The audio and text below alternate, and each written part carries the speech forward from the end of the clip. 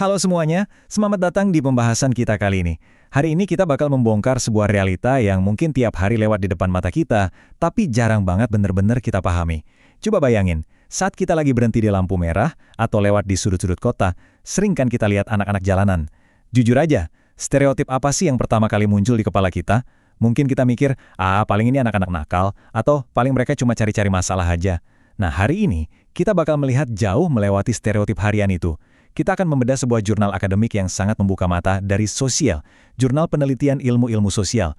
Jurnal ini ngebahas tuntas soal perlindungan hukum dan psikologi terhadap anak jalanan dengan data yang sangat terstruktur. Sekarang, pernah nggak sih kalian benar-benar bertanya-tanya kenapa anak-anak ini memilih hidup di jalanan? Dan yang lebih penting, apakah itu benar-benar sebuah pilihan? Sering banget kan masyarakat berasumsi kalau mereka tuh cuma kabur dari rumah karena pengen hidup bebas, nggak mau diatur, atau sekedar lari dari masalah sepele. Nah, jurnal ini menantang asumsi tersebut habis-habisan. Memahami anak jalanan itu bukan tentang melihat sekelompok anak bandel yang lagi cari gara-gara. Sama sekali bukan. Ini tentang memahami sebuah fenomena kompleks yang pada akhirnya memaksa mereka keluar dari rumah. Oke, mari kita langsung bedah datanya. Siap-siap, karena angka dari penelitian ini sungguh bikin merinding.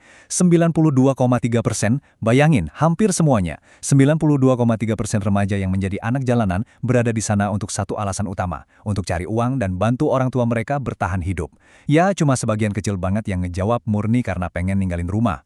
Fakta ini benar-benar jadi bukti telak kalau mayoritas absolut dari anak-anak ini tuh nggak ada di jalanan karena pilihan yang bebas. Mereka ada di sana karena keputusasaan. Mereka terpaksa banting tulang di usia yang masih sangat belia demi menopang keluarga yang terjebak di kemiskinan ekstrim. Jadi, apa sih sebenarnya akar masalah yang dorong mereka sampai ke situasi seputus asa ini? Jurnal ini membaginya jadi 3 faktor sistemik utama. Pertama, jelas, kemiskinan.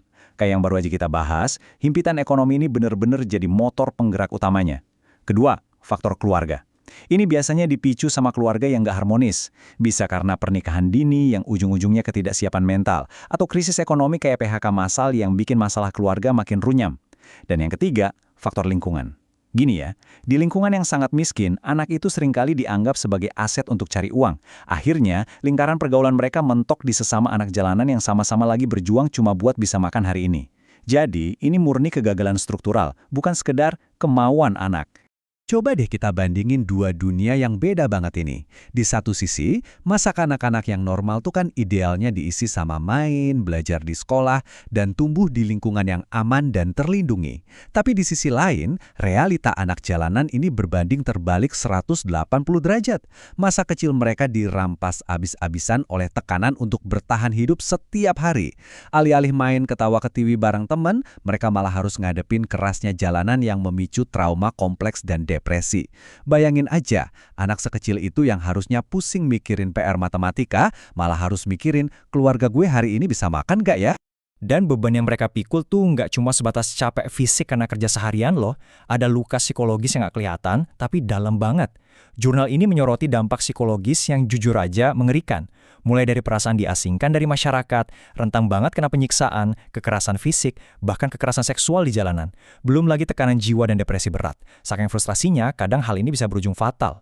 Makanya, kalau kita kebetulan lihat mereka lagi di jalan, kita harus sadar kalau mereka ini bukan gangguan pemandangan kota. Mereka adalah individu-individu rentan yang mentalnya terguncang dan butuh banget pertolongan. Nah, yang sangat menarik dari sudut pandang hukum adalah ini. Gimana sih negara memposisikan mereka? Kalau kita baca Undang-Undang Nomor 35 Tahun 2014 tentang perlindungan anak, kita nggak boleh ngelihat ini cuma sebagai teks hukum yang kaku dan kering. Ini tuh janji aktif dari negara loh.